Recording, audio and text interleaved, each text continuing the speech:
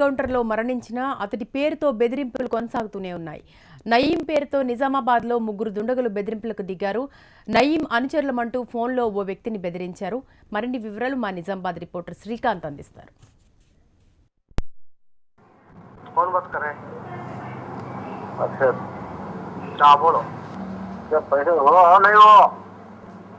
पैसे इतने जल्दी कहाँ से होता? देखो सुनो, तुम नाटक मत करो। ये कैसे नाटक करते?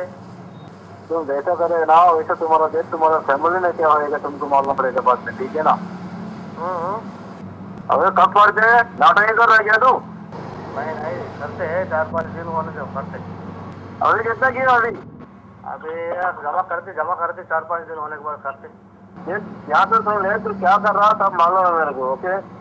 मैं क्या कर रहे हैं, कुछ भी कर रहे हैं। हाँ तू जब सुन हो करके तू रिकॉर्डिंग बना ले, कुछ भी बना ले फोन का, मेरा उठाने वाला है। नहीं नहीं हम नहीं हम नीचे आ रहे हैं, हम कहीं को रिकॉर्डिंग करते। सुन मेरी ध्यान से सुन मेरी बात, तू समझे? नहीं तो देख तेरे सामने मुसीबत खड़ी हो जाएगी। हाँ जमा करते भाई साहब कहीं को। हाँ क्या कर रहा है, सब रिकॉर्ड है तुम्हारा, तुम जल्दी करता है करो, नहीं करना है कोई बात नहीं, तुमको क्या करना है वो तुमको सामने, तेरे को सामने खड़ी हो जाएगी, क्या मुश्किल है? नहीं करते जमा करते। कभी करना फोन? 4-5 दिन।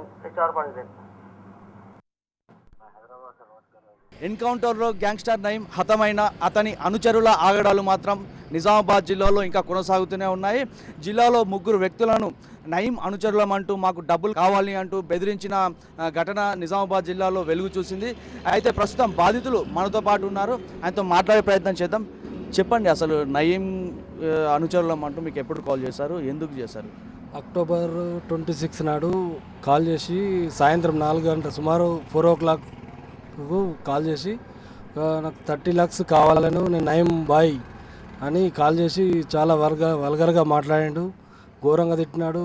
కాల్ చేతులు ఇరికేస్తా, చంపేస్తా, పిల్లలను చంపేస్తా, మంచిగా ఉండదు, మర్యాదగా 30 లక్షలు తీసుకొచ్చిస్తే బాగుంటుంది అని వల్గర్గా ఏదేదో 10 times కాల్ చేసిండు. ఆ రోజే ఎన్నిసార్లు కట్ చేసినా కాల్ చేస్తాడు, వల్గర్గా మాట్లాడు, బాగా తిట్టిడు, ఎటంటే మాటలు తిట్టిండు. ఎందుకు మిమ్మల్ని బెదిరించారు? అంటే మీకు తెలిసిన వారేనా, అసలు ఎవరు వాళ్ళు? తెలిసిన వారే, మనకేం ఐడియా లేదు, ఇప్పుడు ఐడియాగా వచ్చింది. ఇప్పుడైతే ఆ పేరు వింటే మాత్రం మాకు తెలిసినోడే, మా పక్క ఊరు అతనే. అరెస్ట్ చేసి పోలీసులు అరెస్ట్ చేసింది అయితే పార్పల్లి గంగారెడ్డి ఇతనే చేసిండని వాళ్ళు పోలీసులు చెప్తున్నారు. అరెస్ట్ చేసిర్రు, మళ్ళీ బెయిల్ మీద వదిలేసిర్రు.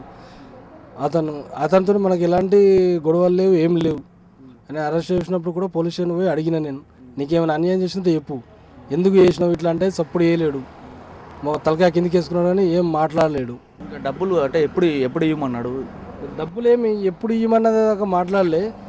డబ్బులు కావాలని ఒక 10 daysలో కావాలని డబ్బులు, లేకుంటే మర్యాద ఉండదు అది ఇది అని బెదిరించిండు. ఫస్ట్లో కామన్గా ఎవడో మా దోస్త చేసిండని అనుకున్నా, కానీ ఇంకా మా ఫ్రెండ్కి కూడా వచ్చే వరకల్లా ఇదేదో పక్కనే ఉన్నదని కంప్లైంట్ ఇచ్చిన పోలీస్ స్టేషన్లో పోయి, సిరికొండ పోలీస్ స్టేషన్లో కంప్లైంట్ ఇచ్చినాను. మరి అతన్ని అరెస్ట్ చేసిరా పోలీసులు? అరెస్ట్ చేసిర్రు. మొన్న ఒకరోజు పొద్దున దాకా పోలీస్ స్టేషన్లో ఉంచారు, ఆయన జమానత్ మీద వదిలిపెట్టిర్రు, మళ్ళీ అరెస్ట్ చేస్తామంటారు, మళ్ళీ ఎప్పుడు చేస్తారో తెలియదు. ఇది బాధితుడు చెబుతున్నటువంటి కథనం ప్రకారము 3కి డబ్బులు 30 లక్షలు ఇవ్వాలంటూ 3ని బెదిరించడం జరిగింది. అయితే పోలీసు కంప్లైంట్ కూడా బాధితులు ఇచ్చినట్టు మనకు చెప్తున్నారు. ఇది పరిస్థితి. కెమెరా పర్సన్ రాజుతో శ్రీకాంత్, HM TV, నిజామాబాద్.